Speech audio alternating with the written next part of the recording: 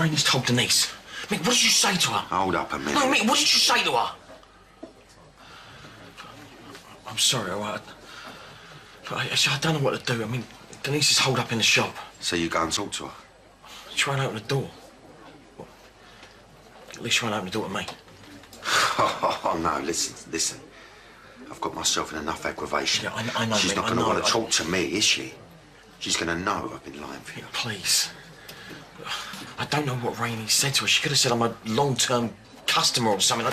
I need to tell Denise that it was a one-off mistake. Oh, come on, Mick, please, I'm desperate.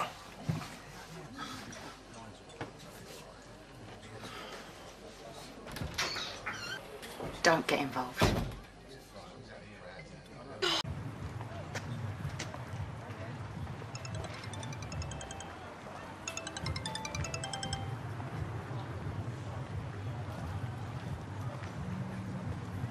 Nance?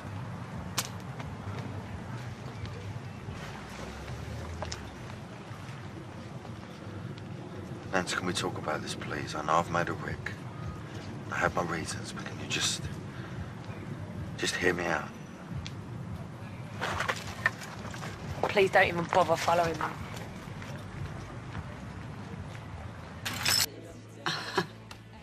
What? Now, someone up there has got a funny old sense of humour. Only a week back, here I was judging you and... So why do you think he did it? I don't know. I mean, that's between you and Ian. No, not Ian. I can understand Ian. He's a toe rag, wanting to get his leg over. No, Mick. Why would Mick do that for him? Put you through all that? I suppose he thought Ian had enough to deal with. He made a mistake. I'm sorry. It's none of my business, but maybe it ain't Mick you should be talking to. And why don't you take yourself home, sort this out? He's probably sat there, worried after death, hating himself. Oh, I do hope so. Nothing's changed, Nance. I'm still me. I'm still your dad.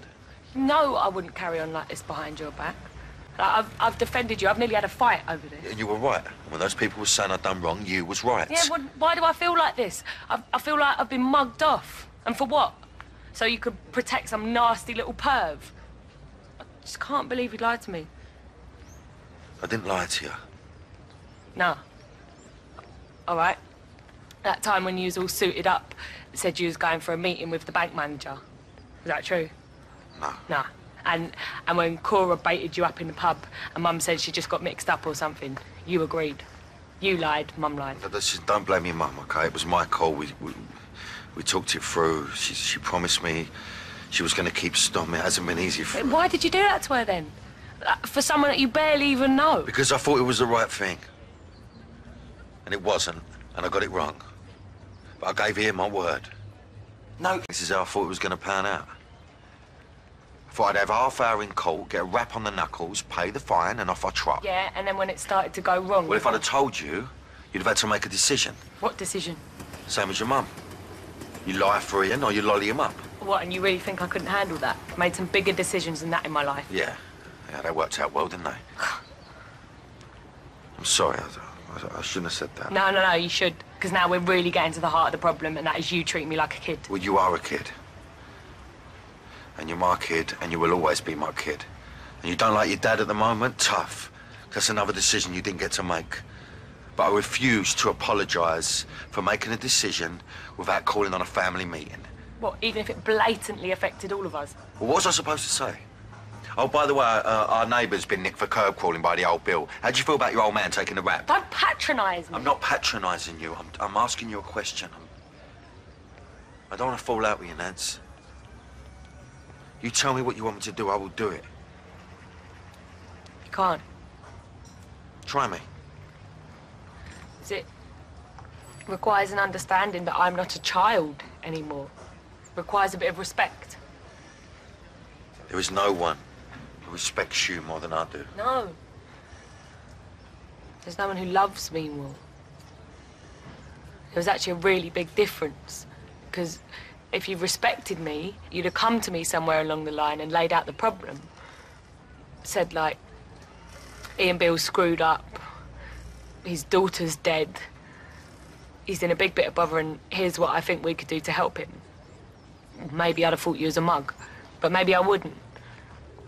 And maybe I would have respected you. And even if I didn't, at least I would have known that you respected me enough to tell me. Wow. Do you know what, Nance? That's exactly what I should have done.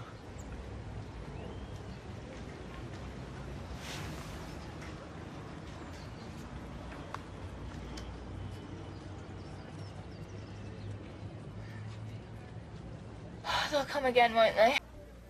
I'm waiting. I'm waiting for him to leave. Look, I know it's not my place, but you don't know what state of mind he was in when he... I mean, he's had some sort of breakdown before now, hasn't he? I really think you should talk to him first. Oh, no. Not talking to him, not saying a word. I'm gonna wait for him to leave that house. And I'm gonna go in, pack a bag and go. Okay. And Patrick? Oh, we'll be fine. Be hard, but we'll manage. It's not like I ain't been here before, is it? I'd rather pluck my eyes out than live with a man I can't trust. Even if he's only let you down the once. I know there's never a once. It's only a first.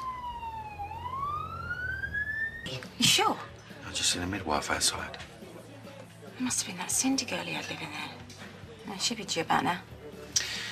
Well, it explains why Ian ain't been ringing me every 5 minutes. Probably got his hands full. I took your advice and I tracked Nancy down and everything's cushy. That's good. Is that all you got to say? Well, what do you want me to say, Mick? Cleared up a bit of your own mess and now you want a medal? Cover the bar. Got one of my heads.